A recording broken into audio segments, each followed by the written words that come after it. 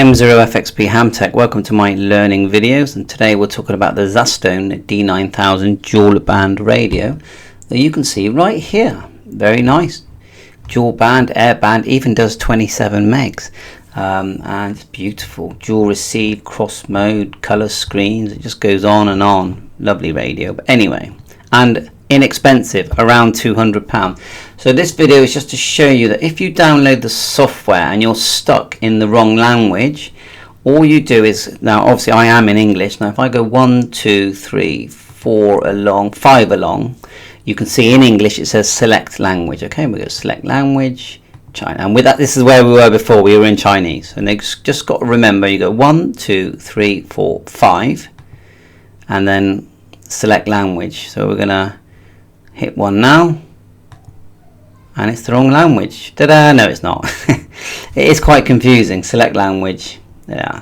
So let's just count it again so we remember. 1, 2, 3, 4, 5. Click. 1 down. Click. Across to English. Click. And we can do the port while we're here. So let's just plug the cable in and see if we can read from it. I haven't even used this software yet, so let's try it out. I will put a link in to download the software. If you look at the link in description, you'll have a link there for the programming software, which is on page 4. I'll put separate links anyway. And on page 3, just click that. We've got the USB driver. There it is there, page 3, USB driver. You're going to need that as well. So we have just connected it to the radio. You just plug it into, I've done it on the right hand side where the microphone goes, so it's like an RJ45 programming cable, which looks like that on the left. So just make sure you download the driver, download the software, which is just a zip. Just unzip it and it will open up like this. So let's try it. So the cable's in, we're going to right click device manager, so right click on the little Windows squares, blue squares, then up to device manager here. Double click ports, and you're looking for a prolific one. See it there? Prolific, PL2303, that's definitely the one. COM7 on mine, your COM number could be different. So then you go to settings, COM port, COM7, the radio is connected. See if I can show you the radio. So there's the radio, you can see the cable in the right hand side plugged in. So let's see if it reads, and this is literally the first time I've done this. So we'll go settings, COM port, we know it's 7, then we're going to go program, read from radio, read, and it's doing it. Can't see anything visually on the radio. Well, that's cool, we can add a few things. I have added a couple of memories. Yeah, it's quite fast really. You've got to think this is like a budget radio. There you go. So yeah, there's literally nothing on there. I don't think I've added any memory. So let's just add a couple. So receive frequency is 434.550.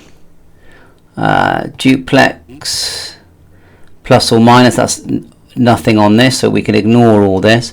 We just need a tone, which is CTCSS tone. Let's have a look now. The TX power, because that's my node in this room, I'll put that on low. Let's just we can open this window up, look, if we need to. No, that's fine. So we still need the tone. CTC decode. We want encode. There it is there. And it's tone, and we just need 77 hertz. So we just drop it down, go up a bit. That one's there, and then we'll add a repeater. So we'll go 145.600. Remember, this radio does do airband and 27 megs, which is unusual, isn't it? So we've got the shift in there. The shift amount does matter when you've got that selected, but it's off at the moment. So that 5,000 there won't matter, but the 0.600 is for 2 meters. 7.600 it tends to be for 77s, but not always. Then we need the tone. We'll go 94.8 for a 2 meter. And yeah, we'll leave it high because that's quite far away. And look, actually there's a bigger window that opens when you click the right hand arrow here, so we can add more bits if we want. Anything obvious there? Change the step, wide or narrow. I just tend to just leave that as it is. Power. Oh, channel name. There it is at the bottom. So that's going to be GB3WR. We don't want a squelch tail. We might as well put it in scan. So that one's okay. Close. Then we need to add the name to this one. Double click the arrows. Just make sure you can see it, because I know I've got the radio down there. Don't want you to miss any bits. So turn the squelch tail off. I'll leave the scan on. Channel name, and that one's called HubNet. NET. You don't need duplex, so that all looks fine. Close, and let's add another one. Let's go 430.925. That's a 70 centimeter repeater. We want a plus shift. Plus repeaters, when you transmit to a repeater and receive, they are on different frequencies. That's just the way it works. There's a science behind it, but I won't tell you now. 7.600. And then tone on that, encode tone is 77, and on the other one we need to put it in there because that hasn't saved for some reason. 94.8. Oh, why is it not saving? What am I doing wrong? 94.8. There. Do we need to click across? Not really sure why that's not saving. It looks like you have to remember to turn it on. So we just come out here, just select on. So see it here, CTCSS code, type. You have to select tone, that's what it is. If you don't, then it doesn't let you save it, see? Okay, that's fine. And then now 94.8 on that one, and the other one was 77. So yeah, all working fine. It's all learning. Very rare it's the radio's problem. It's nearly always human error. Okay, let's have a quick look at settings. Language, read and write to the radio. Different ways of viewing. Same goes for the Windows. You've got help there if you want it about. So my firmware, it looks like it's, well, it might be the software actually, 1.0.02. That's not the firmware. Help topic. That didn't do anything. So file, model information. So it looks like we can actually enable different models, I think. I don't really know how to do that because you've got some different bands there, haven't we? We'll learn about that. If you can, I think 220, I think there's a chance we'll be able to add that. But we'll learn how to do it, okay? And it says, well, this is the model we've got anyway. Let's have a look down here. Channel information, which is where we are now. Optional features, that will be the settings window. So let's just close that down, move this over. Like so. I'm learning this right in front of you, literally the first time I've ever done it. So remember, my videos are me learning. You got to remember that they're not actually me teaching, they're me learning. Move that down a bit. So squelch, radio work mode, yeah, memory or call. We're in VFO. Channel number, band mode. Look, with the colors they're using numbers here. And then you've got band B. Speaker select. Oh right. Well, I thought the audio was coming out of the front head. I'm going to cut both. See what that sounds like. See if it's stereo sounding. This is XRPT. That's your cross mode. Noise reduction. Squelch tail. It's on silent anyway, so it wouldn't have made any noise. Fan is auto. I wonder if we can turn it off. Yeah, you can actually turn it off. But tone burst, yes, it does have tone burst auto off. PTTID, I don't really know what that is. FMTX frequency. Megahertz. Why do you need that? There's the FM step. I'm not seeing 8.3, which makes me think there could be an update. AM band. I think that might be marine band. Main band right and left. Beep level, I might as well lower that a bit. And panel key unlock. WX alert if you want, that's good, isn't it? Beep enable. VFO track enable, I don't know what that is. Subband mute, subband beep. I like beeps. Tune enable, I don't actually know what that is. I'm going to turn it on, see what it does. Beat shift, I don't know what that is. Mic lock, PTT lock, VHF band, AIP, UHF, but I don't know what that is. So we're going to close that, and look, it says you can print it as well. FMTX enable, what does that mean? I don't know what that means. Close. So let's just write that to the radio, give you an idea. Write to radio, and give that a minute to zoom across. Now, you don't actually see anything happening on the radio. I'm not seeing any changes. Maybe at the end it will reboot. So that's our tutorial on the software. Let's just go to memory mode, which is on the front. And there they are. The memories. Oh, I can see that I didn't name one of them. So that was this one.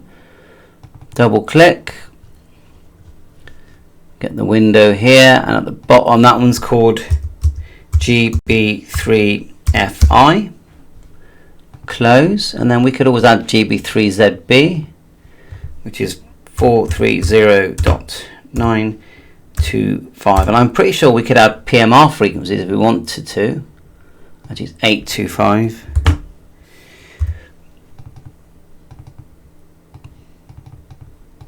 The shift is very important. I'm just typing it on the keyboard. Tone. That'll be 77 as well.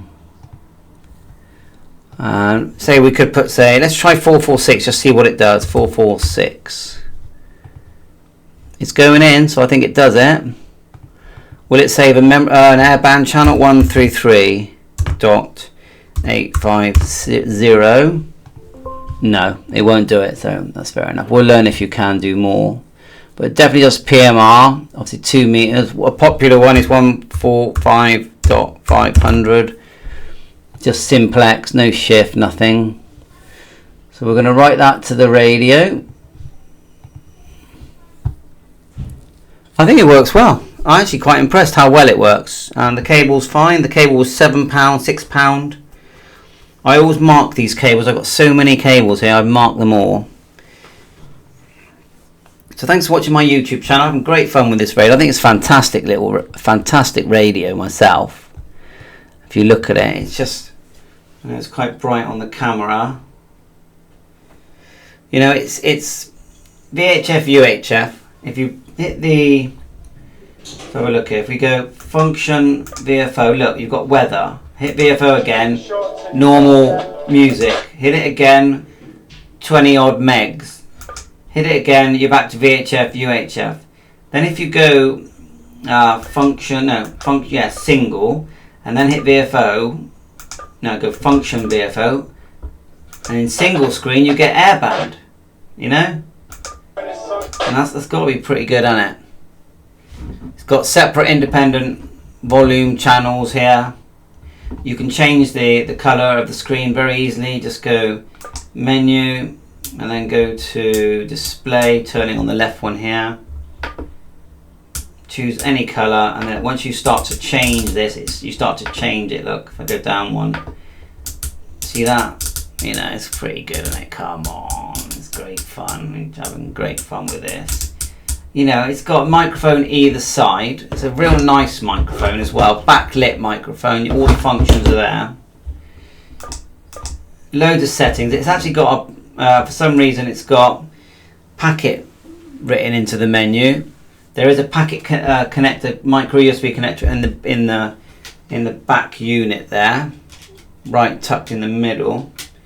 It's got a nice separation kit, 5 meters long, and you can get a Bluetooth mic for it as well. So I just think it's really good. It sounds great. Let's go back to dual. Just go dual. And we want to come out of that, so we just go There you are, back to normal, and it is dual receive, and it's cross mode as well, remember? I don't really like that colour. Let's go like so. I preferred it when it was a bit orangey. There you are, a bit like that. So that shows up better. Back there, and the big settings menu, look. And look, APRS, different sound settings, dual antennas in the back of this. Scan, duplex, display, APRS. It's not too complicated. And then you've got, when you press the function button here, you've got, you know, power, VFO, weak signal there, DTMF, whole DTMF menu comes up. That's your function, skip, squelch, single and menu. Having fun, lots to learn. 7-3, thanks for watching my YouTube channel. Bye for now. Links for everything, programming software and this radio will be in the description. Bye for now.